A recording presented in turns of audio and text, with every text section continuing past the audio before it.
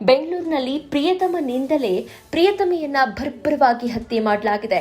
ವೈಟ್ನಿಂದ ಕುತ್ತಿಗೆಗೆ ಬಿಗಿದು ಪ್ರಿಯತಮೆಯನ್ನ ಹತ್ಯೆ ಮಾಡಲಾಗಿದೆ. ರಂಜಿತಾ 24 ವರ್ಷದವಳು, ಮೃತ ದುರ್ದೈವಿ. ವರ್ತೂರು ಪೊಲೀಸ್ ಠಾಣೆ ವ್ಯಾಪ್ತಿಯ ಕೊಡತಿ ಬಳಿ ಈ ಘಟನೆ ಸಂಭವಿಸಿದೆ. ವರ್ತೂರು ಪೊಲೀಸರಿಂದ ಆರೋಪಿ ಅಯ್ಯಪ್ಪನನ್ನ ಬಂಧಿಸಲಾಗಿದೆ.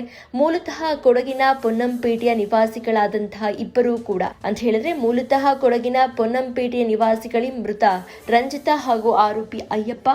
ಆರೋಪಿ ಅಯ್ಯಪ್ಪನಿಗೆ ಈಗಾಗಲೇ ಮದುವೆಯಾಗಿತ್ತು. ಮದುವೆಯಾಗಿ ಹೆಂಡತಿಯನ್ನ ಬಿಟ್ಟಿದ್ದ. ತನ್ನ ಊರಿನ ಪಕ್ಕದ ಯುವತಿ ರಂಜಿತಾಳನ್ನ ಪ್ರೀತಿಸ್ತಾ ಇದ್ದ. ವರ್ತೂರು ಬಳಿಯ ಡ್ರೈ ಫ್ರೂಟ್ ಅಂಗಡಿಯಲ್ಲಿ ಸೂಪರ್ವೈಸರ್ ಆಗಿದ್ದ ಈ ಆರೋಪಿ ಜೊತೆಗೆ ಅಯ್ಯಪ್ಪನನ್ನೇ ಮದುವೆಯಾಗುವುದಾಗಿ ರಂಜಿತಾ ಮನೆ ಬಿಟ್ಟು ಬಂದಿದ್ಲು. ರಂಜಿತಾ ಇಲ್ಲಿ ಡಿಮಾರ್ಟ್ ನಲ್ಲಿ ಕೆಲಸವನ್ನ ಮಾಡ್ಕೊಂಡಿದ್ಲು. ಮೊದಲ ಪತ್ನಿಗೆ ವಿಚ್ಛೇದನ ನೀಡದೆ ರಂಜಿತಾ ಜೊತೆಗೆ ಅಯ್ಯಪ್ಪ ವಾಸವಾಗಿದ್ದ. ರಂಜಿತಾ ಅಯ್ಯಪ್ಪ ಇಬ್ಬರ ಮಧ್ಯೆ ಇತ್ತೀಚೆಗೆ ಮದುವೆ ವಿಚಾರಕ್ಕೆ ಜಗಳ ಆಗ್ತಾ ಇತ್ತಂತೆ. ಜಗಳ ವಿಕೋಪಕ್ಕೆ ತಿರುಗಿ ಪ್ರಿಯತಮೆಯನ್ನ ಹತ್ಯೆಗೈದಿದ್ದಾನೆ ಆರೋಪಿ. ವರ್ತೂರ್ ಪೊಲೀಸ್ ಠಾಣೆಯಲ್ಲಿ ಕೊಲೆ ಕೇಸ್ ದಾಖಲಿಸಿ ಆರೋಪಿಯನ್ನ ಬಂಧಿಸಲಾಗಿದೆ. ಇಲ್ಲೊಂದು ವಿಚಿತ್ರವಾದ ಘಟನೆ ಏನು ಅಂತ ಹೇಳಿದ್ರೆ, ಈ ಕೊಲೆ ಆರೋಪಿ ಅಯ್ಯಪ್ಪ ಏನಿದ್ದಾನೆ ಈತ ರಂಜಿತಾ ಆಕೆ ನೇಣು ಬಗೆದುಕೊಂಡಿದ್ಲು ಅಂತ ಹೇಳಿ ಪ್ರಾರಂಭದಲ್ಲಿ ನಾಟಕವನ್ನ ಮಾಡಿದ್ದ. ಅದಾದ್ರ ಮೇಲೆ ಪೊಲೀಸರು ಮರಣೋತ್ತರ ಪರೀಕ್ಷೆ ನಡೆಸಿದಂತ ಸಂದರ್ಭದಲ್ಲಿ ಅಯ್ಯಪ್ಪನ ಕರಾಳ ಮುಖ ಬಯಲಾಗಿದೆ.